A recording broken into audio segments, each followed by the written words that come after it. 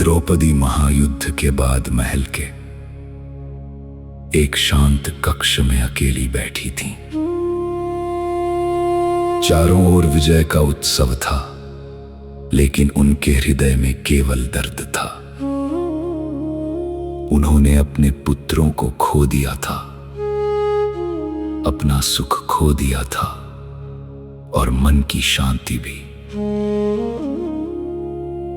आंखों में आंसू लिए उन्होंने धीरे से कहा, हे माधव, आखिर मेरे जीवन में इतना दुख क्यों लिखा था? तभी दूर से बांसुरी की मधुर धुन सुनाई दी। कृष्ण मुस्कुराते हुए उनके पास आकर बैठ गए। द्रौपदी ने भर्राई आवाज में कहा, आप तो भगवान हैं। आप चाहते तो मेरा अपमान रोक सकते थे, ये युद्ध रोक सकते थे, फिर आपने ऐसा होने क्यों दिया? कृष्ण ने शांत स्वर में कहा, द्रौपदी, जब आकाश में घना अंधेरा छाता है तभी सितारे दिखाई देते हैं।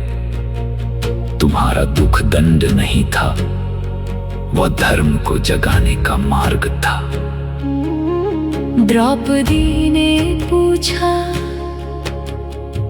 लेकिन ये सब मेरे साथ ही क्यों? कृष्ण मुस्कुराए और बोले, क्योंकि सबसे कठिन परीक्षा उसी आत्मा को मिलती है जो सबसे अधिक शक्तिशाली होती है।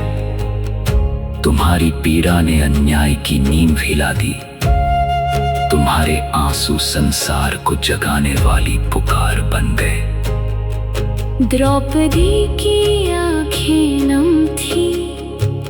फिर भी मेरा मन खाली लगता है।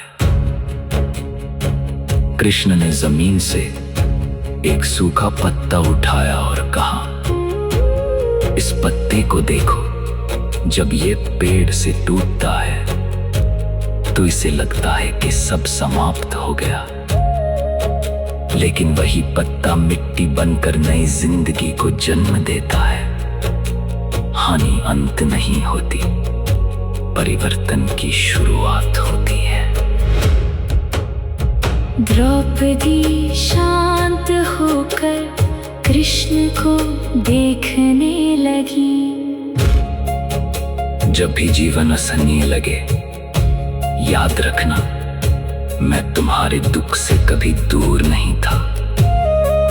मैं हर पल तुम्हारे साथ खड़ा था, तुम्हें संभाल रहा था। कमरे में गहरा सन्नाटा छा गया। द्रौपदी के मन में पहली बार शांति उतरने लगी, और जब कृष्ण वहां से जाने लगे, उनकी बांसुरी की धुन मानो एक संदेश दे रही थी। विश्वास दुख को समाप्त नहीं करता, विश्वास तुम्हें दुख से ऊपर उठने की शक्ति देता है।